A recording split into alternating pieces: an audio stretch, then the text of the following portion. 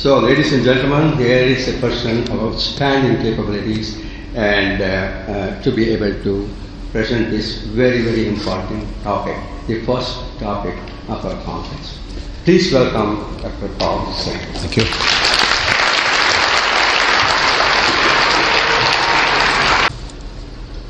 Well, thank you very much, Swami, for that kind introduction. I would also like to thank the members of the organizing committee for this kind invitation. I'm deeply honored, but also humbled by the presence of many of the giants in food engineering, education, and research, many of whose accomplishments we celebrated yesterday in that wonderful ceremony. Well, the organizing committee gave me the charge to talk about academia and some of the challenges and opportunities we face as we look ahead to year 2030, 15 years from now. So in preparing this talk, I was thinking about, what type of topics to include. Again, we have a limited period. Certainly this is a topic where we can actually have a 3-day conference. But I thought that I would look at 3 items. One, state of the academia as it is today, how we got here, and some of the changes that are occurring that at least show, the trends show that they're going to have a major impact for the next 15 years. The other part that I thought would be interesting for relevant to this topic is to look at the state of the student. Now, from the student, I include certainly the student who is in an undergraduate course or a postgraduate course, but also practicing professionals who are seeking out education in food engineering. And if we want to talk about these 2 topics, one topic that certainly is playing a very important role is the impact of technology. Because technology is impacting both the state of the academia as well as the state of the student. So, in the next 50 minutes or so, we will look at each one of these and see some of the interactions. I'm going to rely on certain studies that have been published. Most of work that I'm going to talk about here, I will provide a reference at the end where you can find all the citations. Now, if you happen to stop at any good bookstore at an airport, you will find some of these books, very current, books about the end of college, or college disrupted, or Fareed Zakaria's book about liberal education. These books are all talking about disruption being brought by technology. These books are talking about innovation in education. And having spent time in academia, I do know that sometimes it is difficult to change. We get used to certain ways of doing things, but change is around us. Change is tough to manage, but even harder when you don't see it coming. So it is important at occasions to look at some of the data that people have collected about that change, about the trends, so that we can mindfully manage that shifting terrain. And from this I refer to, again, technology, because the changes that are going on in the field of technology right now, information technology, computational technologies and so on, those changes are so rapid and the rate is increasing that one can only imagine the change that is bound to occur in both the state of the academia as well as state of the student. Okay. So I do come from the United States, as I was introduced before, from University of California, so my talk may be a little bit US-centric, but I will try to bring some of the data from outside the US. Now, there is this American model of modern research university. Now, many would agree that this is probably a gold standard right now that is being looked at around the globe. Many of the new universities being set up around the globe are following this American model of modern research university. So when I started preparing the talk, I was just curious, when did this concept of research university begin? Was that 50 years ago, or 10 years ago, or was it before that? So a brief history. Johns Hopkins was a Quaker, came from a humble background, but made good fortune as a railroad magnate and also a banker. So when he passed away in 1873, he left a bequest of $7 million, and that was a very large sum of money at that time, with very special instructions that that money be divided into two parts, one for setting up a hospital and another one for a university where there could be some practical work that will be done associated with the hospital. So the trustees appointed Daniel Coit Gilman as the first president. Gilman actually had served as the third president of University of California system I come from, and then he joined in 1876 with Johns Hopkins University. And it was his vision, along with some of the best talent that he could get around him, in marrying the Oxbridge College concept from UK and some of the research practical education from Germany back from the 19th century into developing this Johns Hopkins University. And that model became quickly adopted by many of the other leading universities at that time, Yale, Harvard, Princeton, Caltech, and so on. And that also started the postgraduate education in the United States. So that was the beginning of the research university in the US. Now, a couple of other things that have happened since then that are relevant to our discussion about education. One is the land grant university system, which was again an act of Congress back in 1862, when a certain amount of federal land was granted to every state to set up a university with a very clear mission. And the mission was to teach practical agriculture, science, military science, and engineering without excluding classical sciences, as a response to, at that time, the Industrial Revolution and the changing social class. They wanted to combine again liberal and practical education in the agricultural and mechanical arts. Now, the land grant universities, as you know, have become major universities in the United States, major public universities. In fact, MIT began with this land grant, although it stayed as a private university. The third item, moving the clock forward, happened in 1980. Again, this is of relevance to us. And again, this was an act that was passed in the Congress, US Congress.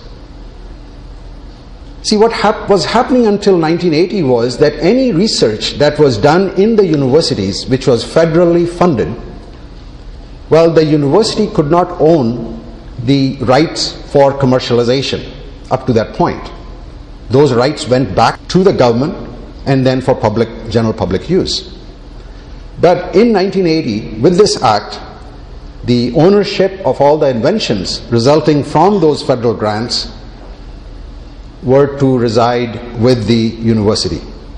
Now, with that change, suddenly the income from research became a major factor for the universities. And suddenly the research component in each university was looked at as not only advancing science, but also being able to provide income. So the quest for world-class research university is not something only in the US, but if you look at in the last decade, it's been going on around the globe. We have initiatives in Germany, France, Russia, Japan, China, and UK. And of course, when you have emphasis on trying to be the best in the world, do world-class research, there are going to be rankings. And this is one of the more recent ranking methods that is talked about quite a bit. It's the Shanghai ranking system. And out of that, from the top 10 universities in the world, 8 of them are from US, 2 from UK. Of course, it depends on what sort of method is used in those rankings, what sort of measures are used.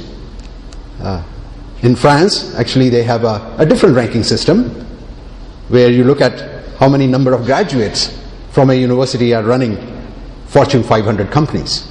And when you look at that metric, USA has 5 universities in those top 10, and France has 4, and the list goes on. EU has another university multi-rank system. So again, I bring it up because in the minds of the administrators, the minds of the public officials that are funding public universities, certainly the ranking of universities in terms of research is extremely important. So there is no doubt that research university has provided the venue for cutting-edge science and has advanced science. There are number of discoveries that have been made, that are being made, and some of them I'm sure is going to be talked about in this conference, that have major societal benefits. Our lives have improved because of that research.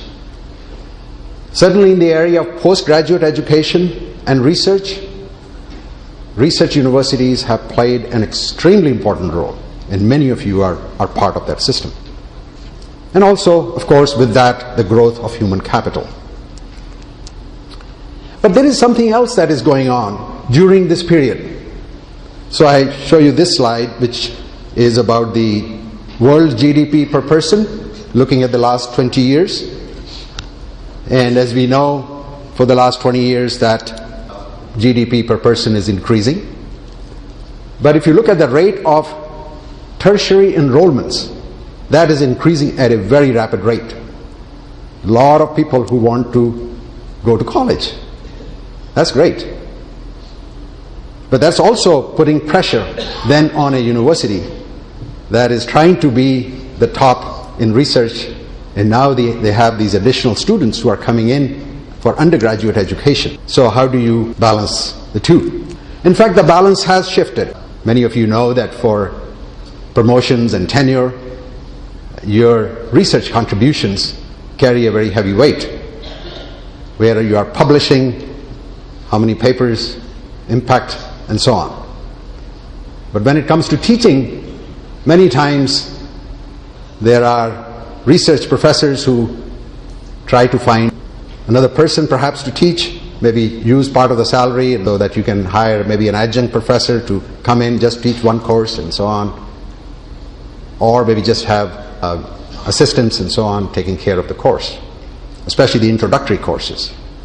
So in a research university system, the teaching component, which is extremely important for the undergraduate education, that has implications for us, undergraduate education of food engineers, and attracting high talent into food engineering at that level, we have a challenge. Now, in those university ranking systems that many of the administrators are looking at with more attention, most of the metrics, of course, are focused on research. There are no comparable measures of teaching quality. You know, we have the student evaluation at the end of the quarter and so on, but really most of the measures that are used for teaching on the teaching side in these overall university rankings are more on the inputs. You know, what sort of criteria did you select in admitting undergraduate students? But there is really no hard data, good data, in terms of what happens after they graduate. Did they really get educated in that field and how well they are doing and so on. That data is hard to get, and that is one of the issues with the ranking systems.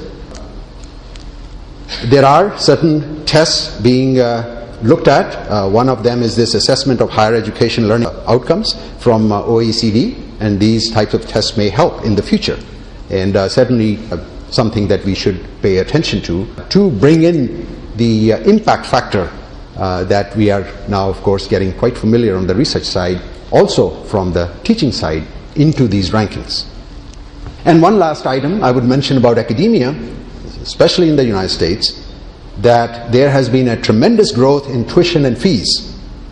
And if you look at this graph, the top orange part is the increase that has happened in private schools, private universities, in these last 30 years or 40 years. And the same thing in the public system. In fact, the increase is higher. It's 1,120% in education compared to all other costs, increases in costs. So that's another big challenge for, again, students entering into college. Okay, so keep some of these ideas in mind as we discuss the other parts here. So I like to talk about state of the student. Now, social scientists have a way of looking at different generations, and they find that there are certain attributes, certain behaviors, certain attitudes, and so on, that they find fairly consistent in different generation cohorts. And again, this comes from the United States, but also similar generations, cohorts are, similar kind of attitudes are there for many of the developed regions, and also one can expect, because of the impacts of technology and so on, that we will have similar all around the globe.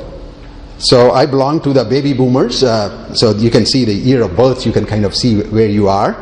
And the generation that is being talked about a lot is the Generation Y, which is the millennials right now, and then also the Generation Z. So really looking ahead for the next 15 years, we need to look at these two particular generations and see what are some of the characteristics that are important to us as we look at education. If you look at the US workforce right now, millennials are about 1/3 of today's workforce, but just in 5 years they are going to be half of the workforce. And again, the surveys show that this generation is suddenly bringing in some very unique characteristics. You see, in 1983, when the first millennial was entering kindergarten, that year, Time magazine, that usually has this man of the year or woman of the year or person of the year, they had computer and they called it the machine of the year. So the millennials have grown up with the computer as the computer came into general tasks all around, all the way from word processing to texting and so on. And the impact of this in the workforce, which of course we talk about workforce in the food industry, the traditional workforce is more on command and control. This was the previous baby boomers and so on. But this 21st century workforce, there is more emphasis on collaborative leadership. The traditional one was looking more for organization. That's how they want to influence. The new workforce now is looking at influence through networks. In the past, information came top down. Now, there is the access to information at every level. In the traditional workforce, managers were considered the experts. Now it's the knowledge workers who are considered the experts. So all these behavioral changes are an impact of the changing environment, including the changes that have been going on in technology and the resources that technology is providing. So the millennials' expectations today in the workforce are very different and something that we again need to be cognizant of as we develop some of the educational curricula, or also we see how the millennials are also entering the teaching arena. Millennials expect consistent feedback.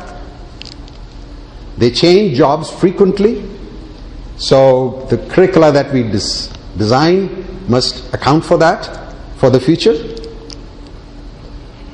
This is an interesting observation that millennials look at a transactional relationship with higher education.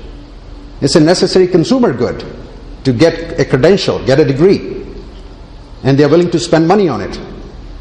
Of course, the downside of that is that they are taking loans. And in fact, the student loans right now in the US is higher than the credit card loan. It's the highest debt that the country faces in terms of general public. They also expect professors to be accessible and approachable. They have instant access to vast amount of information, of course, through the internet and what Google can provide. They also like personalized and beautiful content that millennials produce and they share. And I'll come back to that in a short time. Company like Instagram, as you know, has grown tremendously based on that particular expectation. One of the surveys shows that in terms of educational content, millennials expect highly engaging delivery of content. 65% like engaging content, 47% like interactive games as part of the educational experience. Again, things to keep in mind as we think about what we can do in the classroom or in terms of developing a general curriculum. The heroes of millennials are those who have created something that did not exist before. They are very much geared for innovation. And it's really nice to see that at this conference we have several sessions and topics that cover innovation. The traditional role does not lead to success, according to the millennials. Again, this is all based on a number of surveys as well as data that is published. So those are millennials. Now, interestingly, in 2030, today's toddler will be an undergraduate student in college. So what is today's toddler doing? Actually, this happens to be my granddaughter, Lila, who celebrated her second birthday last week. And she already is teaching me how to use apps on the iPad. My, of course, challenge is to make sure that she enters as an undergraduate student in food engineering in 2030. Okay, so a lot of impact when we look at the state of the student in developing that program that revolves around education. So let's look at technology. And again, we can take a variety of different topics. I have selected two. One is, how does technology enhance learning in classroom? And second, how does technology improve access to education? Now, with all humility, I'm going to share with you some of my own experience, some of the examples that I have been involved. And the reason I do that is I know there are a number of young professionals here and students who will be entering academia as well as, of course, industry. But as you enter academia, and most likely a research university, I want to show you examples of things you can do in a research university related to teaching. And I show that through my own example of what I have done. So I hope you will bear with me. So let's talk about enhancing learning in classroom. So typically, when you go into a classroom, you are expecting that the way that you have prepared your material is going to be fairly effectively conveyed to the students.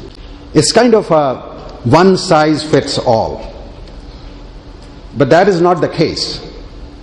According to many studies, and including one that is often quoted by Howard Gardner, that there are indeed multiple intelligences among learners. See, when you go into a classroom, there is a student who learns more from the lecture, from the notes, from the books. But there's another student, and she learns more through reasoning, through modeling, calculations, and so on. Another one learns better through graphics, photographs, videos. Some like to do independent study, and then some like and also learn better through discussion, office hours, class discussions, and so on. And others learn more from laboratory experiments. So how do you cater for these different intelligences when you walk into the classroom where you're going to give a lecture? If you are not able to provide to those needs, there is going to be a misconnect between the instructor and the student. And that reflects in poor grades in examinations. Now, I know some may argue that that's not the only reason. There are several reasons, of course, that result in poor grades, but I will submit that that is a very important reason, that if a connection is not made between the instructor and the student is not going to learn that well in the class. They are not going to be able to perform well in the follow-up classes, and there is going to be general lack of motivation. Now, I was rudely awakened several years ago when I had gone to a class, and on the chalkboard I drew a couple of lines and started describing the flow of fluid, and we were talking, I think, about Reynolds number or something. And suddenly a hand went up in the back of the class and said, "Sir, but you said this is a pipe, but I don't see a pipe. They're just two lines." And that got me thinking at that time, this is a few years ago, that yes, I wasn't paying really attention of how I was trying to put that graphic on the chalkboard. So I started looking ways that I could improve. And these were early days of the internet. Well, I did try getting a photograph. In this case, of course, all of you know, this is a pump with a motor. But think about somebody who has never seen a pump before, and you show this picture. And you say, this is a pump, this is a motor. You say, yeah, but that's about it. You still don't learn really anything out of looking at a picture. However, if you can show a schematic and put a little animation, then you start getting a little deeper understanding of what is going on. So I spent some time creating these animations of different types of equipment in food processing. This was, for example, where you could take larger pieces of equipment and just kind of show what goes on inside and so on, to convey the concept for that individual in the classroom or group of people who like to see the graphics and so on. Now, there is a gold standard again that the best way to learn is through hands-on experiments. But we know that many of our experiments we do related to food engineering, food processing, there are very few students in that class that you will be able to get them to put their hands on that piece of equipment. Moreover, these experiments often run for a long period of time. So you can only test maybe one or two conditions during the lab. So how do you enhance that experience? And this is where I wanted to combine my research into teaching. And we thought about this idea of creating a virtual laboratory. And this was mainly a goal to conduct virtual experiments that will augment hands-on lab experiments. So while students do lab experiments, maybe one or two conditions, that they can then try several other conditions through virtual labs. And since in our research we were developing mostly computational models of different types of food processing equipment, these were physics-based models, well tested, validated, most of them computer code written in mostly student thesis, and were going to remain in those theses. So we decided to get that information out with one of my colleagues who spent time in my lab from Turkey, Professor Dogdu. We used some of those simulations to develop a simple and easy to use design for teaching with pedagogical objectives. So this is happens to be a virtual lab on canning, and so where there are some photographs, video and so on, clips. But the most important part is where there's a simulation running in the back where you change conditions. This is a conduction experiment looking at heat transfer into a can, and as you know, about 1 or 2 hours of experiment you can do in few seconds. You can change the size of the can or change the temperatures and redo it. So you can create different scenarios and allow a student to be able to run these experiments with different conditions. Of course, now we have much better capabilities even through some of the CFD software and so on. You look at the heat transfer, for example, through some graphics. But we did not want the student to get all the results done by the computer. We are not trying to make the computer smart. It's only a tool. So all the data the student can get from this experiment is on a spreadsheet. They still have to go through and calculate the heating rates and cooling rates and so on. So the pedagogical part you have to keep in mind. Now I bring this example, this was from some of my own work, but I know in many studies that we do, we build models, mathematical models. So think about next time you are going to publish a paper with a mathematical model. Think how you can convert that into an undergraduate lab experience.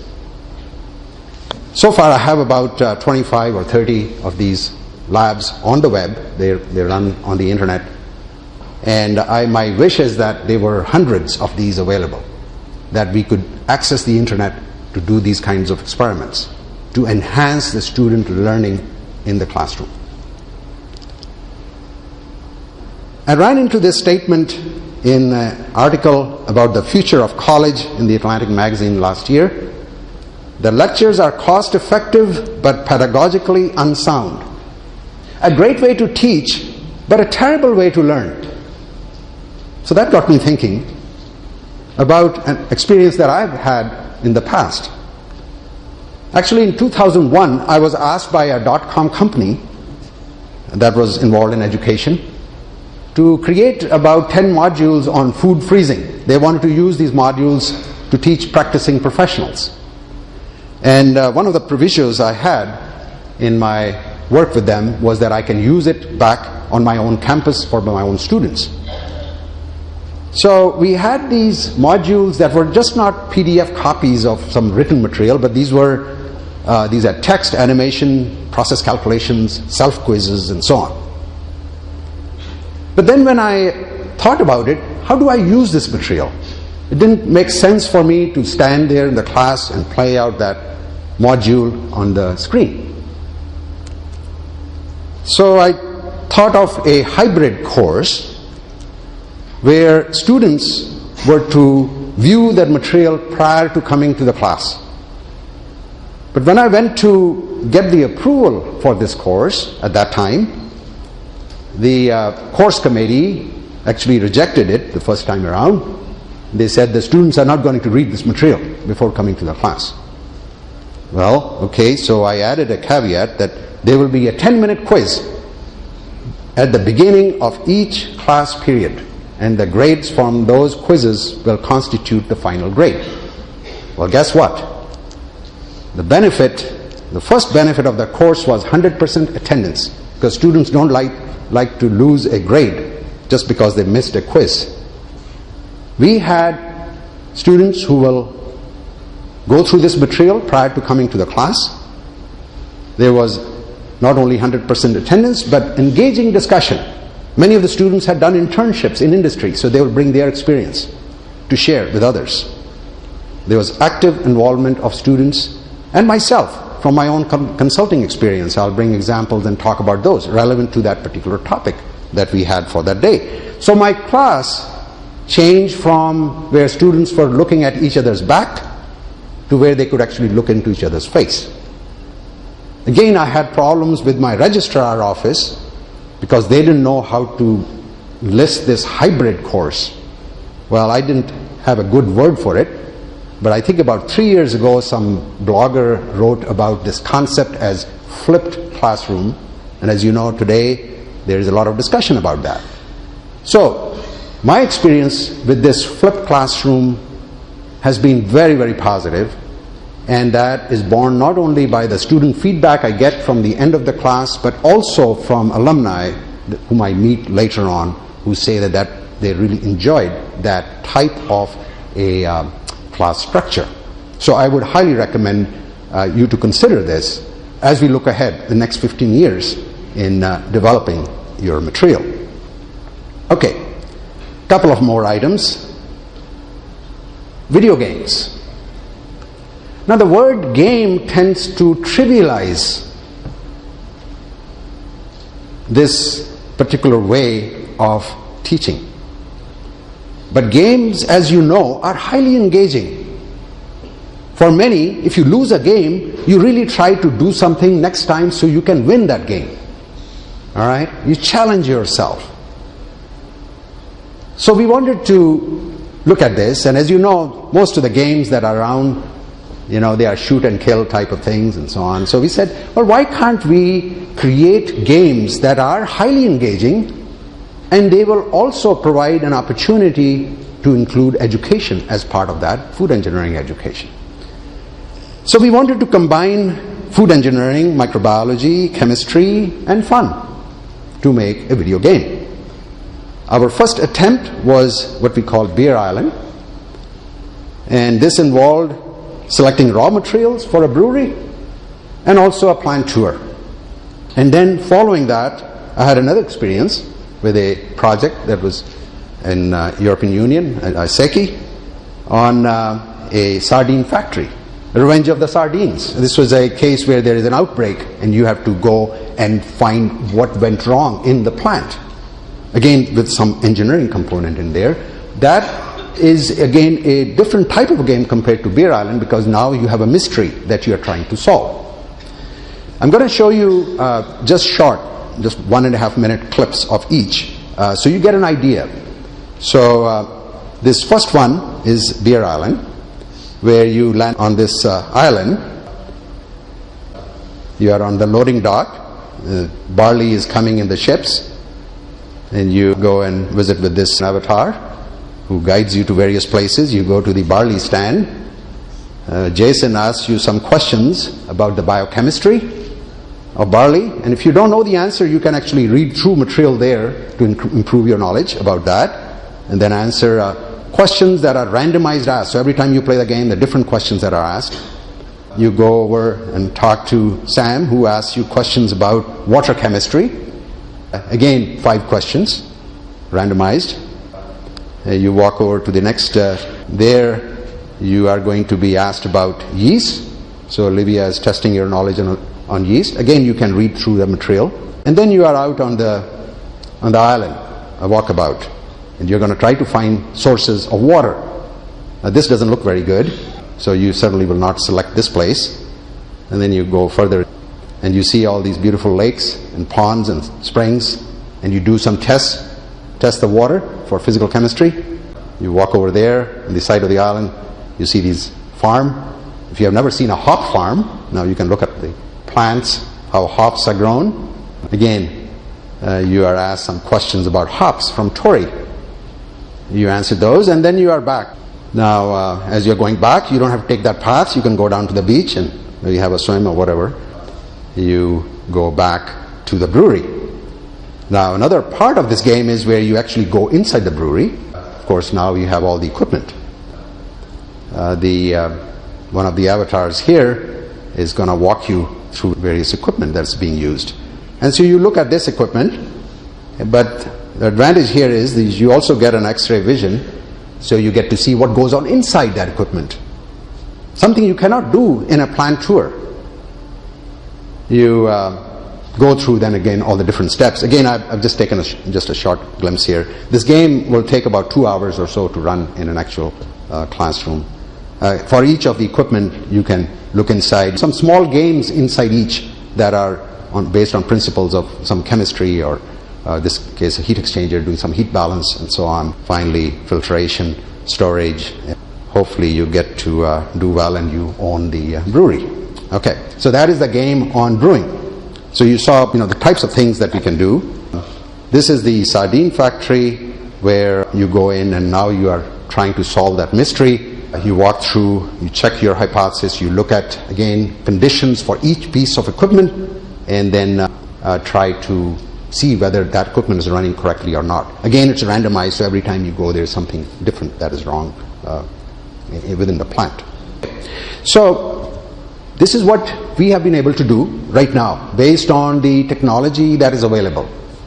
But something really exciting coming for the next few years, and I'm sure then something else will happen. As we said, that the changes in technology are just tremendous. And I'm sure you have heard about virtual reality. In fact, just last week, this company Oculus, owned by Facebook, just announced that there will be a consumer version of this coming out by the end of this year. And this allows you to have a complete 3D experience, virtual experience. Of course, a lot of gamers are trying to develop different type of video games, but my hope is that we can create different type of food processing plants and other types of experiences for the students. Okay, the last part here is then the role of technology in education. So, on improving access to education. Now, there was a statement that I'm sure you have seen, technology can revolutionize teaching. Well, this statement was made when each of these were introduced. Even when the typewriter was introduced, somebody had said that that's going to revolutionize teaching. This did not happen. Bill Gates said that now is a special time in education because of the widely available broadband and lower costs. In 1990s, it cost $400 to put 1 hour of video online. Today, it costs 2 cents. The other aspect here, important to us in education, is this capability of being able to handle large amount of data on the fly. So, in terms of adaptive learning, where the data obtained from a student's response is used to tailor what comes next on the screen. And especially with using a tablet computer, using some of the telemetric components that are built in now, that even the person's focus and so on can be looked at, and the computer will respond accordingly in terms of what material is presented. You have all heard about the massive online open courses, the programs through edX and Coursera, where they have been able to attract a lot of students. In case of MIT, they said that that's as many students as would take a class at MIT in past 40 years. Course taught with same level of staffing as would be for 100 to 200 students at MIT. So that attracts the attention of the administrators, that now you can cut down the costs in teaching. But how effective are they? The jury is still out. There are a lot of surveys being done. This has been around only for 3 years. And we will see. I think it has a great value for practicing professionals who are willing to spend that time, who are motivated to spend that time in taking a course. But their value in a classroom teaching is still questionable. We will see what developments take place. Another way is what has been, again, become very popular is Khan Academy. Salman Khan, who quit his job and then started producing these online videos, reached over 7 million students in 2013. So I was curious, what can be done in food engineering? If we made video tutorials, would anybody care to listen or see? I guess the only way is to do it. So last year I began putting together short video tutorials, about 5 minutes, 10 minutes, on various topics in food engineering. And these are listed here, like thermal processing, rheology, unsteady state, steady state heat transfer, refrigeration, and so on. And I'll show you one example. Q, that's the rate of heat transfer, equals Ti minus T infinity divided by RT, where RT is a combination. Okay, so in other words, going in detail through whether it's a mathematical expression or there's an animation you are trying to describe of a piece of equipment or whatever. So, is anybody really listening to this? I just downloaded the analytics from Google. Google owns YouTube, and this is since I started this a year ago, actually about 18 months now, and I've been just astounded. So far, in these 18 months, 142,000 people have viewed this material. But to me, the more important number is this, the time that these have been listened. And hopefully the people who are listening are also learning something. Again, according to Google Analytics right now, they provide you a live information, and that someone is right now listening one of these tutorials. If you look at the top countries, US, India, UK, Canada, and so on, in fact, according to Google Analytics, these types of materials have been heard in 193 countries.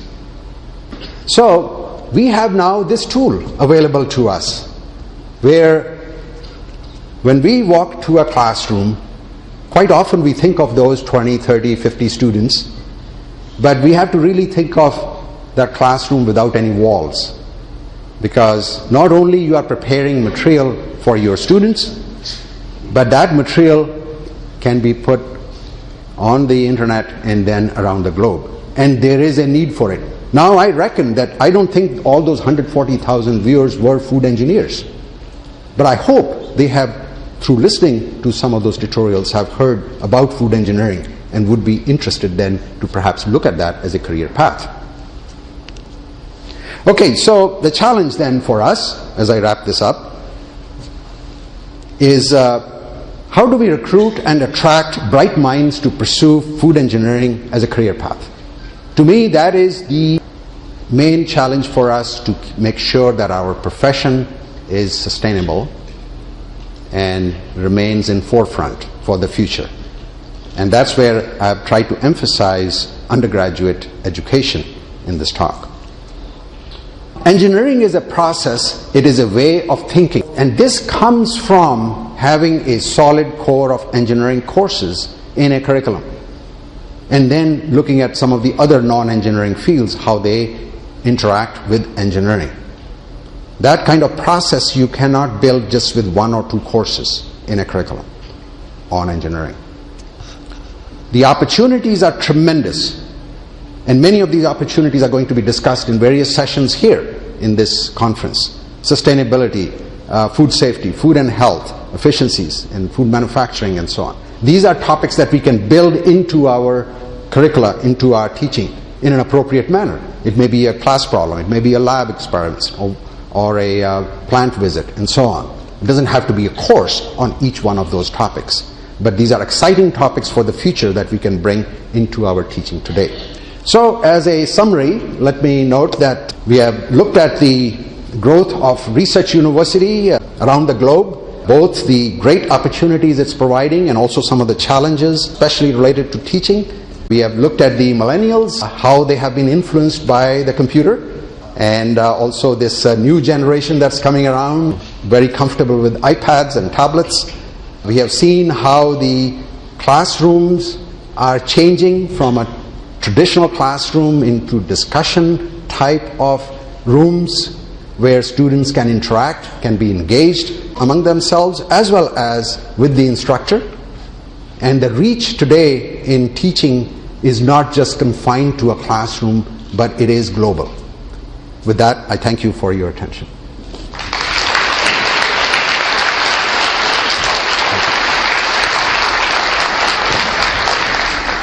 Paul, thank you very, very much for a wonderful presentation, inspiring, stimulating.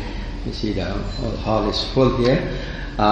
We started a little late, so I would like to take your permission to extend this maybe by 10 minutes into the coffee break, and then we'll have an hour break there, so you can have refreshment and then poster viewing as well. So I open the room for discussion. Any questions you may have?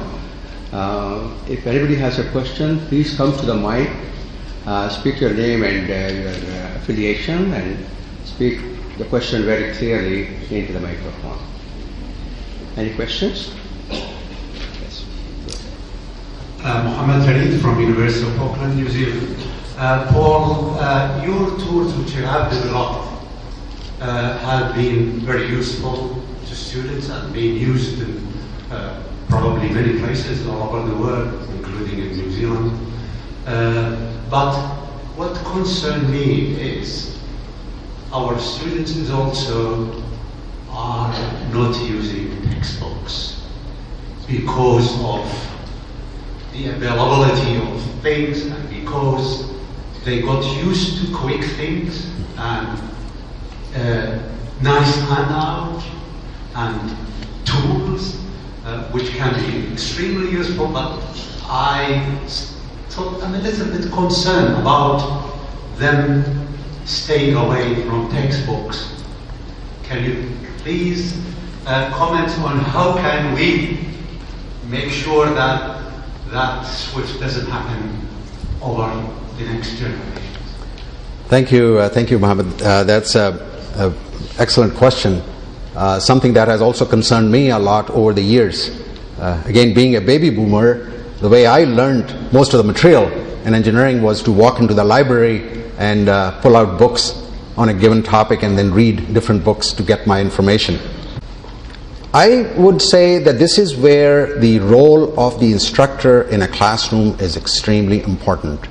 And that's where I have my reservations actually on the massive online kind of courses, that concept, which sort of tries to not keep that person in the classroom. To me, it is extremely important that the instructor is there to guide that student, and in that development, the use of the textbook material, use of text, whether it's coming from the libraries or from any of the printed stuff, is very important because that interaction is very important.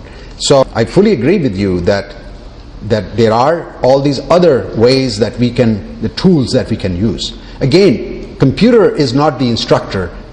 Computer is used only as a tool. And what I've tried to show here is that how you can use this tool in a variety of ways. But that does not any way, in my mind, diminish the role that the instructor is playing in the classroom. You have to look into the eyes of the student, and there has to be that face-to-face contact in being able to inspire and being able to mentor, and in trying to how you access information from these various sources to advance your learning. But good question. Hi, Loreto Valenzuela from Catholic University in Chile. I have two questions. One is about the language thing. So a lot of the MOOCs are in English, and then the students from other parts of the world have two difficulties. One is the topic, and the other is the language. And my second question is, you talk a lot about the millennium generation, the millennials, but now we are facing the Generation Z. And I don't know if you can talk a little bit about that. Sure. Well, the language issue, again, we have the Google Translate and so on. In fact, there are limitations there being only in English, and we are in fact looking at ways how we can introduce some major languages in some of these, the material that we are working on in other languages. But again, you know, my personal goal in giving this talk is to really encourage you to develop this material. And I'm available anytime if you need help in any way you want to just ask a question of how some of this material is put together. My vision again is that we have such type of material in different languages, in other topics and so on. So I think we can address that if we see that as a way of spending time on the teaching component along with the research part. And your second question was in terms of the... yes, Generation Z, definitely. Again, I think the reason I wanted to show you and give you also the examples I gave before, that you need to really keep up with what sort of changes are going on in technology, just in your general information about what's happening. I showed you this Oculus, 3D virtual reality stuff. There are some really interesting ways that you can handle a tablet, that you can build a lot of interactive stuff, which I think is going to play a role, especially in the next generation coming, because of their being very comfortable with handling this material now. Actually, in fact, in the certain parts, I know in the US, a lot of the homework for, I'm talking of K-12, is all through iPads and so on, through computers, not written assignments. I mean, these are things that are happening, and we have to be cognizant of those and develop material for those in food engineering. And that's another thing I wanted to say, was that we cannot expect somebody else to prepare this material for us. It's our responsibility. If we want to attract all these young minds into food engineering, we are the ones who have to develop this material. Vijay Raghavan from McGill University. Enjoyed your talk every minute of it, especially the philosophical approach which goes into the educational thing, but you have integrated them all together very well. Now, your main push was technology. So that got me thinking, the learning process and how we think, there is always the individual personal thinking which goes on, which is beyond technology and all that. I'd like to hear from you the thoughts about when we are moving with technological input, are we going to lose some of the philosophical aspect as we would require in learning? And because those philosophical aspects pushes our goal to the higher echelons. So it is, of course, the food engineering context is a very technical thing, but in education in general, how would you say that? Right. Now, that's a very good question, and in fact, I think I have it on my citation list, a book that came out on education and technology. In fact, these are, I think, two professors from Harvard who have recently published that book. Excellent study, that you want to probably look at that. I sincerely hope that, that technology does not take over some of those issues that you are mentioning. And I think, again, it's way we design some of these tools as we bring them into the learning process, it is a tool to help learn, but the material behind is still in the person who's developing that material. So trying to get different ways of gaining that experience in how you learn is extremely important. And I would hope that the way some of this educational material is designed keeps that in mind. And how in the classroom that the mentor is bringing in some of these tools keeps that component in mind. We cannot just delegate teaching to a device sitting on the table. That, as you said, the philosophical parts and many of the others have to come from the person in the classroom.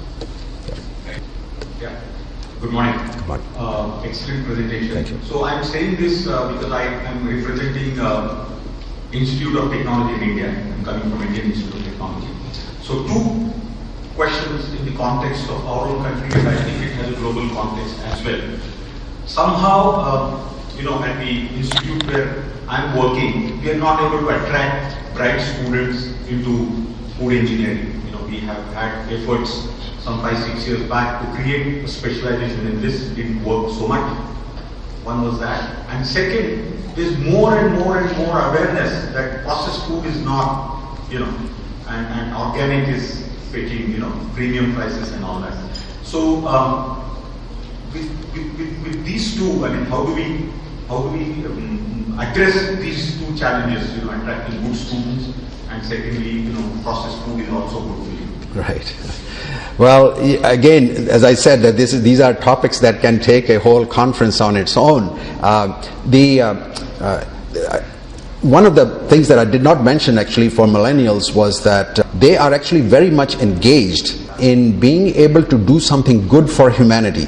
This is a particular characteristic that is being picked up a lot by the social scientists in their studies. And I think when I saw that, I said, well, in food engineering, in fact, right now, many of the problems we are trying to solve, and they're going to be discussed here, are extremely important as they relate to humanity. Whether these are issues of being able to cut down food losses, to look at the health issues, and so on. Point is, how do you convey that message to the young minds?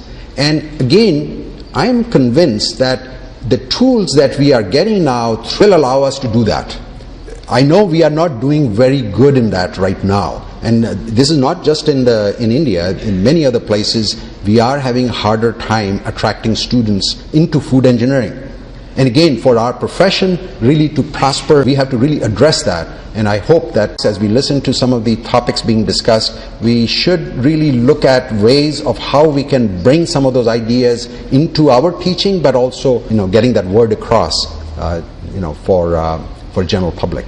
I think we are 15 minutes into the next session, so we'll start the question period here. I don't ever like to have more questions, and Paul will be there at the poster session. He'll be around there, so you can ask those questions to him, personally. So I'd like to thank Paul for the very, very interesting presentation. You touched upon very, very important.